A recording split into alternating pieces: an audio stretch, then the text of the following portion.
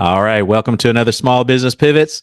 Again, we have another special guest from around the world, not too far from where our headquarters are in Oklahoma City. But I know that business owners can say their name and their business only like a business owner. So tell us a little bit about yourself, your business, and how we're going to help our listeners today.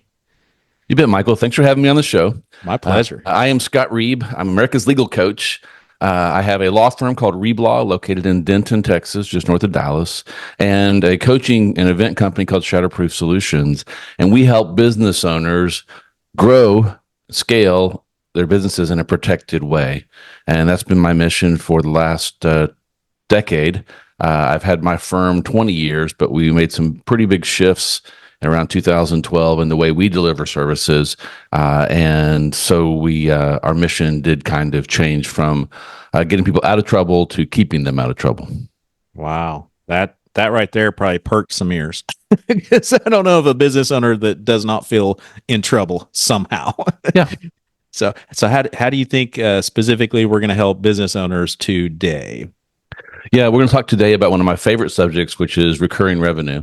I'm a huge proponent of subscription models for businesses, and I want to talk to them about how I've made that change with a law firm and how we've seen other business owners do the same thing. Fantastic. All right, well, buckle up. We got some good information coming our way, but first we're going to introduce the show. Welcome to Small Business Pivots, a podcast designed for small business owners. I'm your host, Michael Morrison, a small business coach and founder of Boss, where we make business ownership simplified for success so that you can own a business that runs without you. To learn more, go to businessownershipsimplified.com. All right, welcome back to Small Business Pivots. My friend, where would you like to start today? Well, let's start with recurring revenue model. Back in 2012, I had a problem in my business. We were a litigation firm, and I had a lot of repeat business. And they kept coming back with their house on fire, wanting me to fix it, and I could, but it was really expensive. And I was just baffled that they would never call me before they made a decision, before they signed a deal. And it was always after when it went bad. So I had to do a deep dive. Is it me? Is it my personality? Am I propelling them away from me? And what I kind of figured out was it was really the system and the way lawyers worked. We billed by the minute, and no one liked it. They felt like money was flying out of their pockets, so they just wouldn't call me. They'd dial a friend, Google it, flip a coin, anything but call Scott. And so I had to change my model. And so I looked at what was kind of happening in the world back in 2011, 2012, and you started seeing people selling things on subscriptions, on monthly recurring payments. One that caught my eye back then was the Dollar Shave Club. And I'm like, you can sell razors on a subscription. And they did it with humorous commercials. And that really got my attention that if you can change that whole market, instead of making people go every time to the drugstore and buy new razors that you just ship them to them for a monthly payment, maybe you could do legal services that way. Then I started running into business coaches that were selling packages with monthly subscriptions. And I'm like, okay, there is a different way to deliver this service. The other problem I had is that when you're selling time, you have to bill. We would spend a couple of days a month billing our clients for the time that we'd spent, and then we had to collect it. And so sometimes we'd have trust money that we could apply to the cases, but a lot of it was then we had to follow up and get them to write us checks or give us credit cards. And so then you spend time doing that. And so you never really knew how much money you were going to make every month. So I'd walk in the first of the month and wonder how we were going to keep the lights on. And then how was I going to pay my bills at home? I've had this firm since 2005. And so I did that dance for 10 years, and we kept the lights on, but it's pretty stressful. Mm-hmm. Once I made a switch and started creating the recurring revenue, my stress level went way down, because I would come in on the first day of the month and know what my minimum amount that was going to come in was. There was a guaranteed number. It was going to happen every month. And within maybe 5%, there might be someone whose credit card didn't work, but it was very consistent. And so I knew I could keep the lights on, pay the rent, make payroll very quickly. And so it changed everything about how I ran this business. not just from a delivery of services, but how I was able to manage it, because now I had a cash flow system that made a lot more sense, and I have no more accounts receivable. And not having accounts receivable is huge. We switched to what you're talking about, and it really is more comforting. And I know for a lot of business owners, they don't know where to start with the process. So could you kind of explain how you heard about it, you saw other people doing it, but how did you come to the realization, here's how I can do it in my business? Yeah, so it started with the vision, right? I had this idea of how could I create an on-demand system for small business owners like me, people that are doing $250,000 a year in sales, just trying to figure out this business stuff, but making legal decisions every day and not having the access to the information. And so I started looking for a coach. And so I hired a business coach and said, here's my vision. Can you give me a map for how to build this thing? You don't have to go A to Z, but can you get me like A to G maybe? So that we just get started, get something down on paper. This road. And I found one of my friends was using a coach. He introduced me. And I went to work with Clay Clark out of Tulsa, Oklahoma. And Clay totally bought into my vision, said, yeah, I can help you do it. And we built what is now the Access Plan that we've been operating since 2012. And first you have to identify what problem are you going to solve with your subscription, and figure out what that problem is. And then next you have to identify who has that problem. And then once you've identified those two things, then you figure out how are we going to price it. And I heard one of your shows actually where you were talking about pricing models, and a lot of us will just price it whatever we think the value of the service is, and there's some legitimacy to that on the value you're giving, the transformation that they're getting. But if they can't afford it, it doesn't really matter. And so you have to look at it from both sides. What's the value you're delivering? What does it cost you to deliver that value? And then, can they afford it?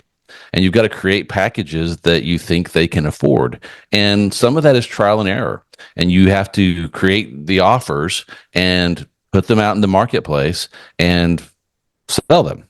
And once you start selling them, then you figure out pretty quickly, okay, they can't afford this. I stop getting price objections if I drop it to this price. And then you kind of adjust your packages until you get to something that makes sense for you as a business owner and for your consumer. And so once you do that, the next step is, how do I start to automate and systematize that subscription business, whatever it is.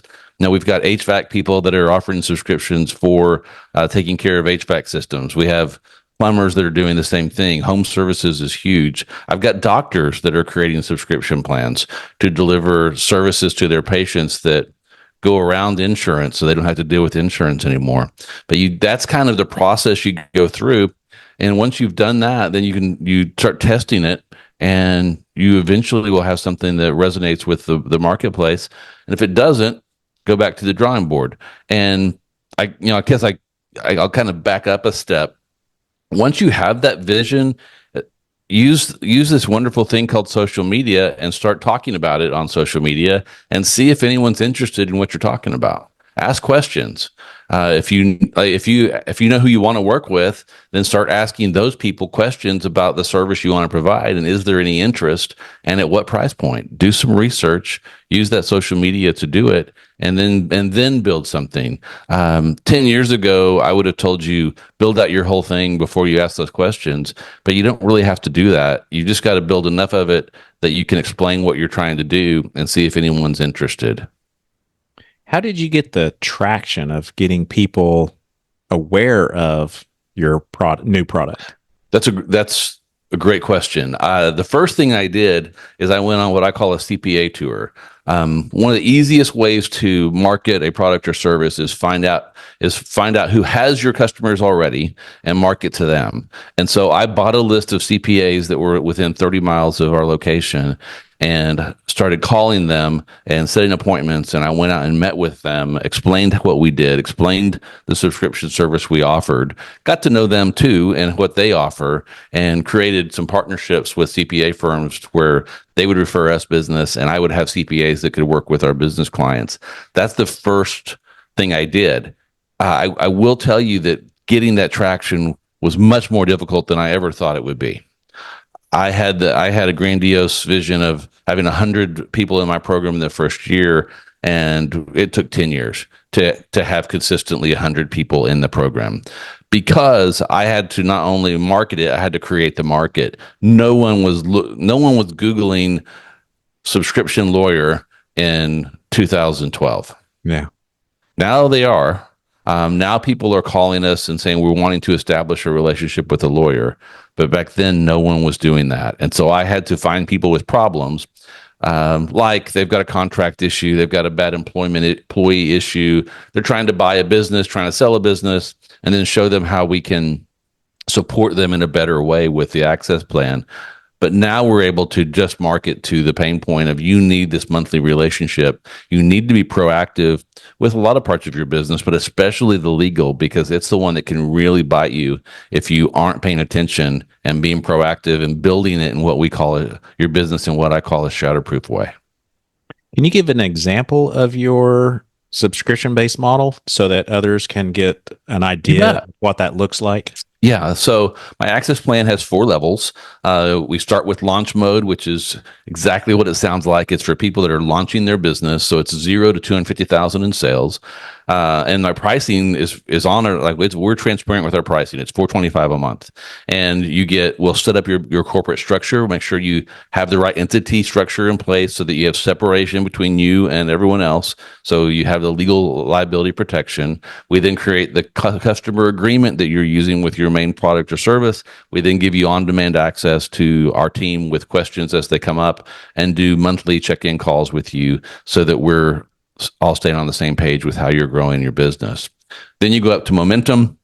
We start adding bells and whistles to it. So now we're reviewing your contracts as they come in, because you're adding vendors, you're adding things that require more legal supervision. And then you go to expansion as you start scaling. And then our top level is called Guardian. And at Guardian, we're talking about succession and legacy stuff. Like, we've got a business that's scaling. We have employees. We're now working on the business, not in the business. And we start talking about who takes over when we're done. Do we have an estate plan in place? Is there a buy-sell agreement? Do we have the right insurance in place if something happens to us? And we start having those kind of conversations at that Guardian level. And that's how we've structured it now. If you would go back and look 12 years ago, we had 5 plans. The pricing was very different, because it really has been an experiment in trying to figure out what makes sense to small business owners, not just to us. Some of it is us, like what parts are the most profitable for us, and we try to do it in a way that's profitable, but it's like which ones actually resonate and which ones don't. And so we every year in December, we'll look at the plan and figure out, what do we want to change for next year, and then we go back to market. How automated is your subscription-based model? It's not as automated as I would like it to be, but it's fairly automated. We use Asana to do our project management right now. I'm looking at some other solutions, but if you were an Access client and needed to have a contract reviewed, then you've got a portal that you would go to, and you click a link. You can then ask you questions where you can submit your request, whether it's a legal question or a contract review. That then goes into the system and then is assigned by our Access coordinator to one of our Reblaw preferred providers. They then start reviewing the agreement, communicating with the client, and then that's delivered to them. And so we use a lot of technology to do that. It's not all as automated as I would like it to be. What about the cyclical part of the business? So let's say you have 200 subscribers today. Mm-hmm. Does it fluctuate very much month to month? Yeah. Not so much month to month, but year to year it does. And that's that. There's, in any subscription business, there's churn. The go-to book on subscription businesses is The Automatic Customer, and churn. You have to keep track of your churn, and there's certain percentages that you want to try to hit. But you're going to always have people going in and out. Our philosophy is that we never want to hurt you. And so there's sometimes business owners are in a cash crunch. And so they'll be on pause with us for 60, 90 days. We try to help them through their cash crunch, and then they come back. And sometimes they don't. Sometimes people will go out And so we're tracking on a monthly basis how many people are coming into the program and how many people are going out. Why is that happening? We're asking, we're surveying them, asking questions and making sure it's not something that we've done or that we could have done better. And so you just have to measure those numbers. And there's a few different numbers that you look at, that you wouldn't normally look at in a business. Is it difficult to staff up or down? No, it's pretty easy. I suppose it could get hard if we were to start bringing on huge volumes of new clients at one time. It could get difficult to staff, but we're usually bringing them on in an average of 4 or 5 a month. So it's not very difficult to staff up. You can see it coming. We've got a lot of flexibility. We use a lot of contractors in our world to do that, so we can add them pretty quickly. They don't need full-time work. And so we can add them, give them a few projects and keep the client's projects moving. And then, in that way, it's fairly easy. And then we can usually tell year over year by, kind of by our growth progression over the last few years, what we can expect next year.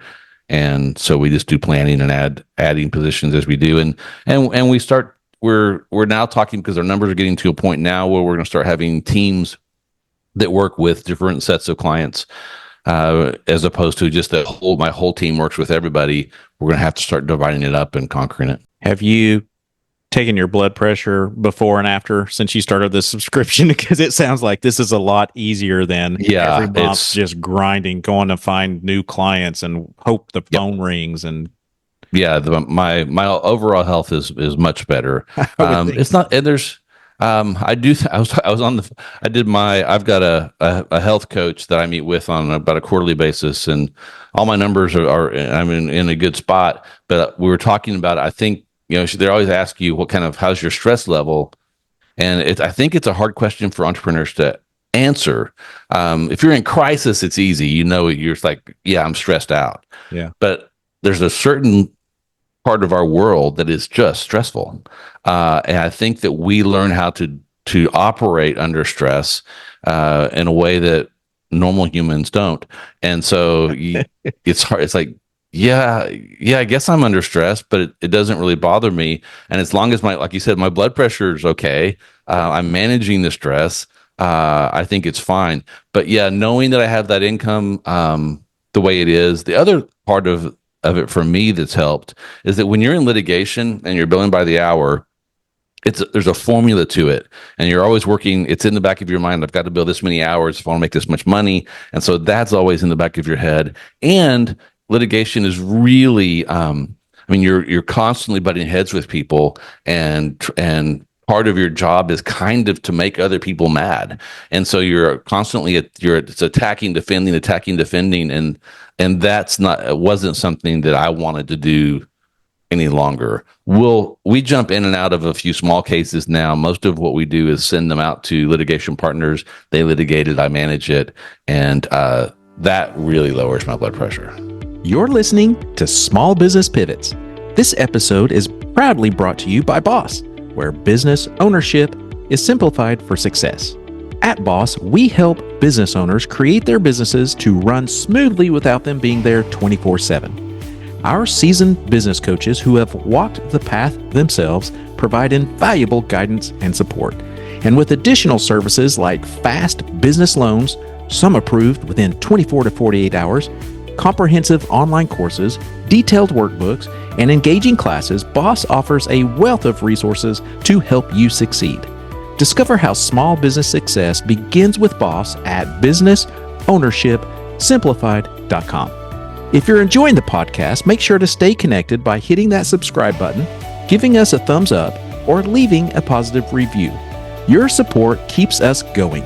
Now let's get back to our incredible guest.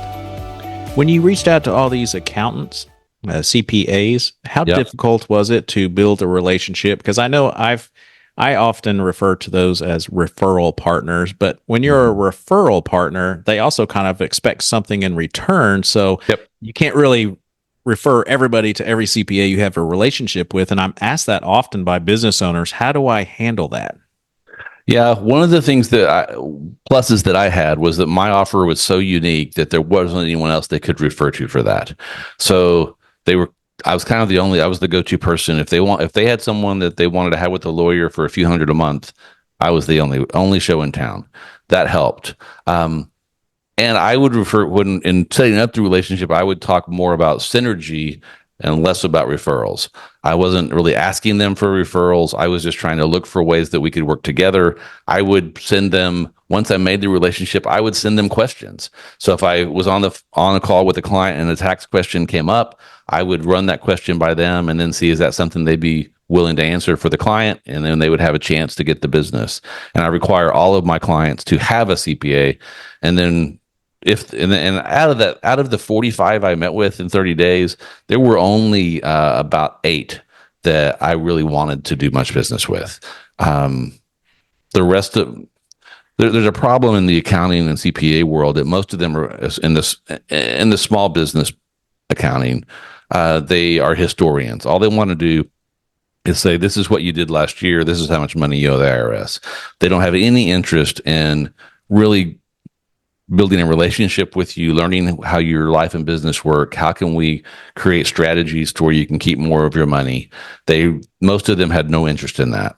The 8 that I found that did have interest in that, we've been able to work with over the years. And then there's always a few that are, kind of rise to the top. And so there's 2 or 3 that we do regular things with.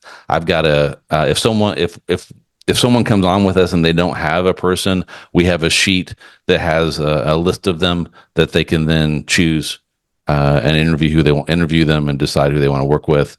I don't often refer directly, and I will introduce them if they want, but I kind of let them choose who they want to work with, and it's worked for us. I'm not going to say that we get all our business from CPAs, but they definitely have our clients. Financial planners have been good sources, and bankers to some extent. So you've talked about your path to success here. You and I have talked about your old past. And so I'm just curious if you might share, because I know a lot of business owners have challenges with mindset. So were there any pivots or challenges that you had? How did you overcome them? And the reason I ask, for those that's not watching this podcast, behind you is Brian Tracy, Zig Ziglar, some popular business and personal coaches. And who do you go to for learning? Yeah, and it varies in times, but Zig has been a big deal for me. I'm a Ziglar Legacy Certified Trainer. I'm the official small business lawyer for the Ziglar Company, and I've had that privilege for almost 10 years. And it's Zig would say you are who you are and where you are because of what you've put in your mind, and you can change who you are and where you are by changing what goes into your mind. And so when I get in a bad spot mentally, and we all do, if you're in business, it just happens. And sometimes it's real, like there's objective reasons for it, and sometimes there's not. But either way, your mindset's wrong. You're not happy. You might even be depressed. And one of the ways that you can fix that is by listening to good stuff. Now, I'm a Christ follower, and so I try to spend as much time as I can in God's Word and applying that to my life, and that helps for sure. And then I'm reading books like the first book that started me on my journey was The E-Myth Revisited by Michael Gerber. Oh yeah, and I go back to it time and time again, and he's so right about so many things, and I see it as I work with small business owners on the legal side and in coaching. And then another one that was huge for me, and my first coach made me read it, was Chet Holmes' The Ultimate Sales Machine. And there's just things that you pull out of those books that you apply.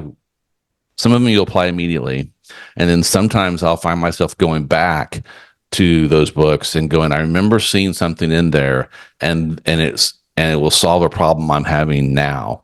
Like one of the strategies in Chet's book is his Dream 100, and we have a retreat coming up in Atlanta, and we're selling seats, and I'm going to be using his Dream 100 strategy to put the people in the room that I want in the room. And so there's just I pull those things from all these different people. The people behind me have all influenced me in one way or another, and inspire me. But you've got to surround yourself with good people. And so I'm always working with a coach on something in my business. I'm a part of communities of business owners, so that I can we can have camaraderie and shared struggles. Because it's a business owner. You're often on an island, and there's two problems with that. One, you can start believing everything you say is true, which can be bad. And then from a positive standpoint, you think everything you're doing is great. Or you can start thinking everything's horrible, and probably neither one are true. And so you need other people to bounce things off of that don't have any skin in the game and can say, no, you're missing it. That's not what's going on. Yeah. And so you got to have coaches and people that you can that are kind of where you are or where you want to be, and can help push you forward and give you some correction when you need it. You've heard it here, listeners. Business coach. Even business coaches have business coaches. Yeah, myself included. They're powerful. If your coach doesn't have a coach, I would question it. Yeah, I say that all the time. Amen.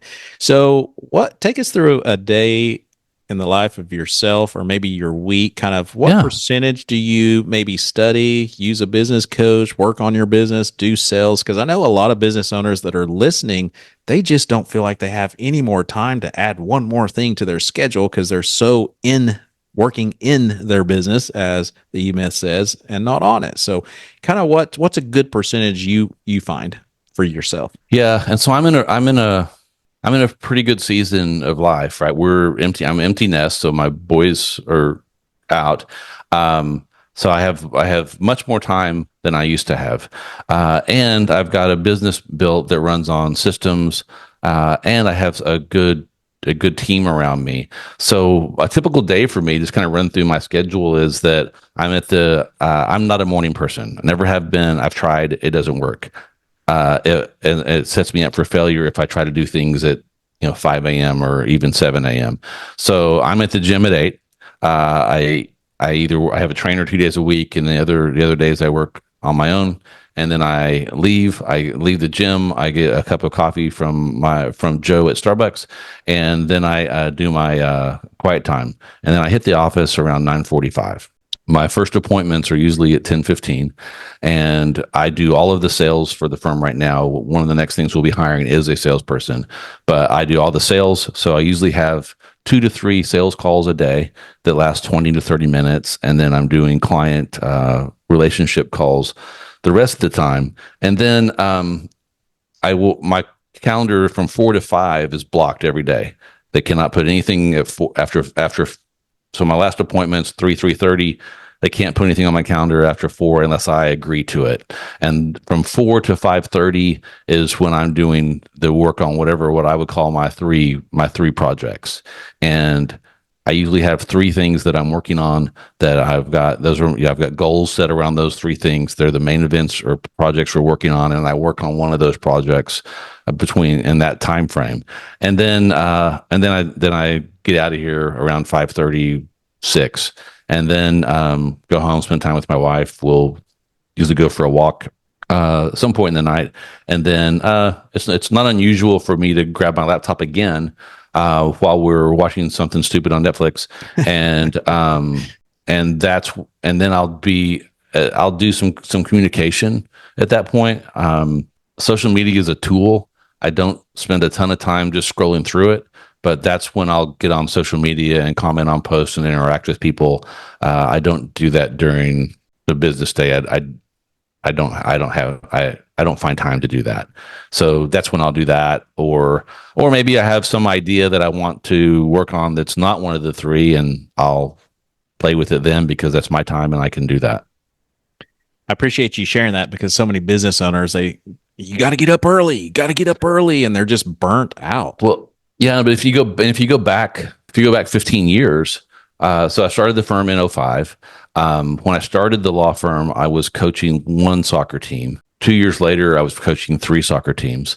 And so I would hit the office at 8.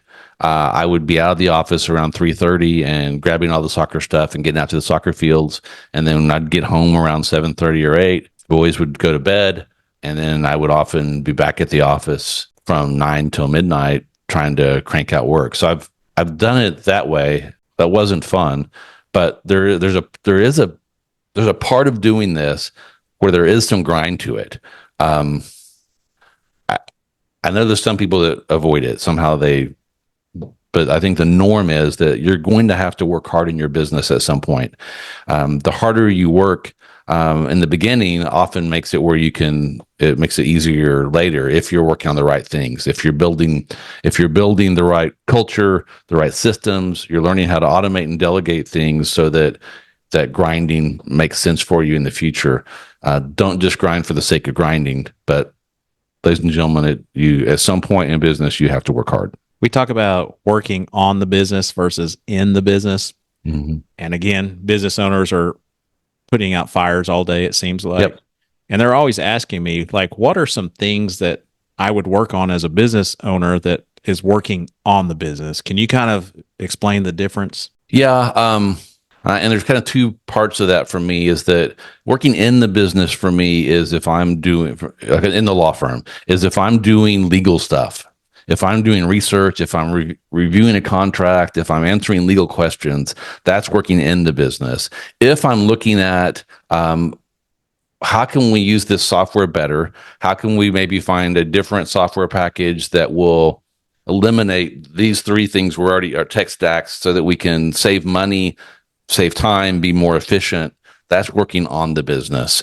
And your goal should be to be spending more and more time making those kind of strategy decisions and less of the technician things that Gerber talks about, where this is why we started our business, because we're really good at something and think we can do it better than our boss could. And then you have to learn these other skills and how to assemble a team. And so when you're working on those higher level things, like what kind of software to use, what are, reviewing your core values, making sure your mission statement's in line, setting up systems for reviews for your employees, planning longer term things. That's working on the business. But when you get into the nitty gritty of of delivering the product or service, that's working in the business. And I still have to do that some, but I'm out of it more and more. And that's when you can see it. And I'm a visual person, and so I'll draw out squares. One of my mentors, Howard Partridge, showed me this years ago, of all the boxes of things that have to be done in the business, and write in them, the names that are doing them. And my goal is to get my name out of all those boxes except for owner in the next 5 years. That's a great description. So when someone is considering to work on their business, because most business owners don't, no. What balance did you see was kind of a good one for you? Was it like maybe an hour a week to start with, or maybe it was half a day to start with?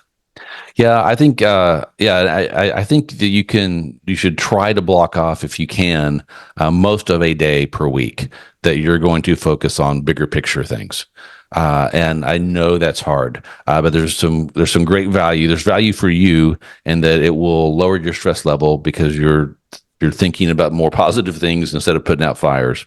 There's value to your team. And I would even pull away and do that day somewhere else. Like, do it at home, do it at a coffee shop. When you're working on the business, get away from the business and make your business survive without you for a day. And there's some anecdotal evidence that if you do that, your team will start to take on responsibilities that they would not normally do, and your business will start growing in ways that you can't imagine. If you can get to 2 days a week of being gone, it's exponential on the progress you can make. It's hard to do it, but so I would start with maybe take Friday afternoon and go focus on the business and work to try to get up to a full day. But again, try to do it. Don't do it at your desk. Go somewhere else and do it away from your business. I'm going to ask you a two-part question. One is, from your attorney education experience, what is a piece of advice that you would tell all business owners? Yeah, document everything. If it's not written down, it didn't happen. I love that. I love that. I was just on a podcast, probably a week ago or so, and they said, "What is your biggest failure?" And my biggest failure was forming a partnership without legal counsel because I didn't know better. It was kind of a handshake deal. And so I encourage everybody to heed your advice and reach out to an attorney. I just can't say it enough. 2 areas of business I encourage everybody to, even if you can't afford it, you've got to find the money to afford it. And that's an accountant, a good one, a cost accountant, and an attorney. Don't try to do those things yourself. Would you agree with that? And I would add to that business coach. So those are the 3 that cost you money. Then you need to have a banking relationship, not just a bank, but a banker with that you got them on the speed dial, and then an insurance broker that can help cover that risk. And if you have those key people, that board of advisors in place, it will make your life much, much easier and your business will grow. Amen. So the second part of that question is, coming from a business coach perspective, what would you offer business owners? Get out of your way. You are the reason your business isn't growing.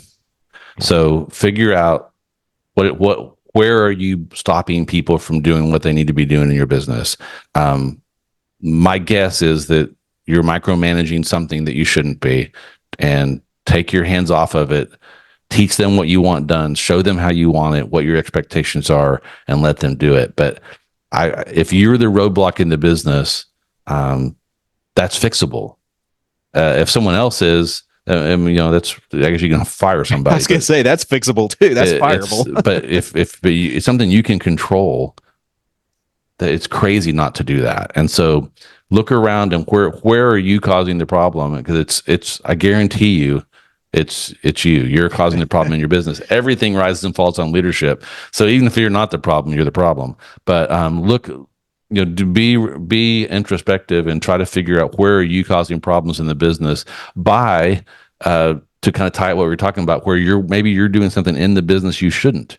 Maybe it's something that you're not even good at, but you won't let go of it. Let go of it and let your business grow. And never forget, the business you have today, business owners, you created that or you allowed it. You are the boss. Yes. So it's nobody's problem but yours. Yeah. So or you have a job with a crazy boss. Yeah. So, come on. Right. Well, you've been a blessing to many and a wealth of knowledge. How can someone find you, interact with you? 2 places. On Instagram at the Scott Reib is a great place. We release a lot of content there, and it's easy to communicate with me through Messenger. And then if you'll go to reblaw.com /small business pivots, we'll have a page set up just for you guys, and you can download a part of my book, The Shatterproof Entrepreneur, kind of get a sneak peek at it before you buy it, and see if you want to buy it. And then you can also press a button and schedule a laser legal coaching session with me. You can tell me everything you're doing in business, and I can tell you the things I see that you're doing right and the things you're doing wrong. And then you can take that away and go fix it, or have us fix it, however you want to take care of it. Fantastic. Listeners, I encourage you to take Scott's offer. He's a wealth of knowledge and comes from both sides, the legal and the coaching. So I know for a lot of us business owners, sometimes it's a little frustrating when we go to an accountant, we ask a question and they say, well, you need to talk to your attorney, and vice versa, or you need to go maybe a business coach, but you've kind of come from both angles, so you have a better perspective. So again, Scott, I appreciate you. Listeners, go reach out to Scott. Have a great day. Wish you much success. Thanks, Michael. My pleasure. Thank you for listening to Small Business Pivots. Please don't forget to subscribe and share this podcast. If your business is stuck, you need help creating a business that can run without you, or you need a fast business loan or line of credit, go to our website, businessownershipsimplified.com, and schedule a free consultation to learn why small business success starts with BOSS. If you want to talk anything small business related, email me at michael@michaeldmorrison.com. We'll see you next time on Small Business Pivots.